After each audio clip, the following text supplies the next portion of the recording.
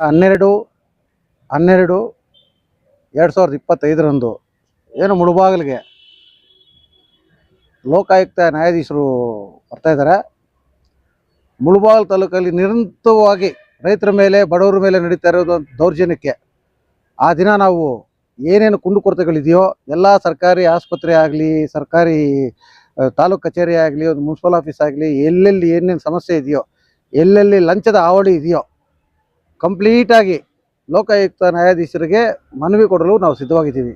ಆದ್ದರಿಂದ ಸಾರ್ವಜನಿಕರಿಗೆ, ರೈತರಿಗೆ, ಕೂಲಿ ಕಾರ್ಮಿಕರಿಗೆ ನಾವು ಹೇಳೋದು ಇಷ್ಟೇ, ನಿಮ್ಮಲ್ಲಿ ಏನಾದರೂ ಸಮಸ್ಯೆ ಇದ್ದರೆ ದಯವಿಟ್ಟು ಆ ದಿನ ಬಂದು ಲೋಕಾಯುಕ್ತ ಅವ್ರಿಗೆ ಮನವಿ ಕೊಟ್ಟು ನಿಮ್ಮ ಸಮಸ್ಯೆಗಳನ್ನು ಅವರಲ್ಲಿ ಹೇಳ್ಕೊಂಡು ನಿಮ್ಮ ಜೊತೆ ನಾವು ಇರ್ತೀವಿ.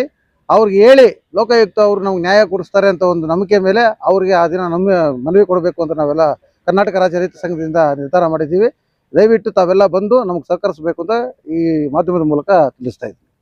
ಮುಖ್ಯವಾಗಿ ಬರುವಂಥ ಸಾರ್ವಜನಿಕರು ಯಾರು ಲೋಕಾಯುಕ್ತ ಅವ್ರಿಗೆ ದೂರು ಕೊಡಲು ಬರ್ತಾರೋ ಅವರು ಮೂಕಿ ರೂಪದಲ್ಲಿ ಹೇಳಿದ್ರೆ ಪ್ರಯೋಜನ ಇರಲ್ಲ.